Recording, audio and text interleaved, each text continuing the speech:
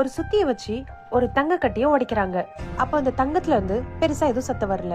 அதே அந்த இரும்பு சுத்தி அந்த இரும்பை உடைக்கும் போது அந்த இரும்புல இருந்து பயங்கரமா சத்தம் காது கிளியற அளவுக்கு வருது.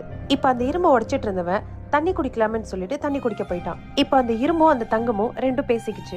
அந்த தங்கம் வந்து அந்த இரும்பு கிட்ட கேட்டுச்சு, என்னையும் தான் அந்த சுத்தி அடிச்சிச்சு, நான் ஒன்னும் பெருசா கத்தவே இல்லையே, உன்னை அடிக்கும் போது மட்டும் நீ ஏன் இவ்வளவு வேக வேகமா கத்துற அப்படின்னு சொல்லிட்டு.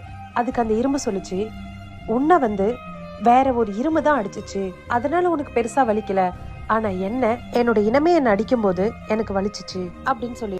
இப்ப அந்த தங்கத்துக்கு ஒண்ணுமே புரியல. அதுக்கு வந்து அந்த இரும்பு எக்ஸ்பிளைன் பண்ணுது, நம்மள தெரியாத ஒருத்தவங்க நம்மள அடிச்சாலும் திட்டினாலும் அது பெருசா வலிக்காது.